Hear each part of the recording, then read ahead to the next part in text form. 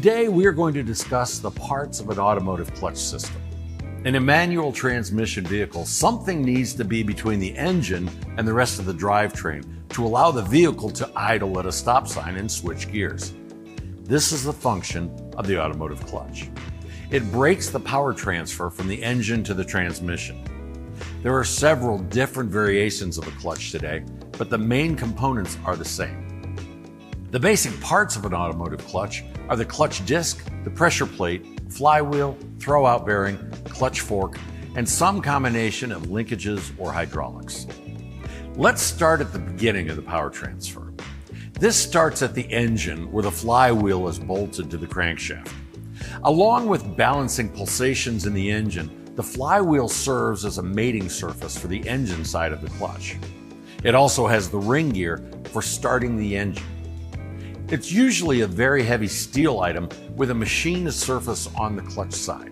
It is always good to check the flywheel when replacing a clutch to be sure that it is still flat and shows no sign of overheating. If there are areas that are blued or cracking, the wheel should be machined to be true again. The clutch disc is next and floats between the flywheel and the pressure plate. This disc will have material on both sides to allow it to grip the flywheel and the pressure plate. This is the material that wears out. It's attached to the transmission shaft and usually has springs in it to compensate for vibration and chatter. Bolted to the flywheel is the pressure plate. The plate spins with the engine and it has very strong fingers that keep pressure on the clutch disc. These fingers are released when the throwout bearing is engaged against it, and thus braking the powertrain for idling or shifting. When the clutch and throwout bearing are engaged, the disc is free from the engine rotation.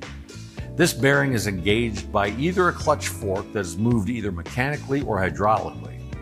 In the case of hydraulics, there will be a clutch cylinder and a slave cylinder to do the work. If it is a manual, it will have a series of arms and linkages doing the work. It's not a complicated system, but it all has to work together for the system to operate as intended.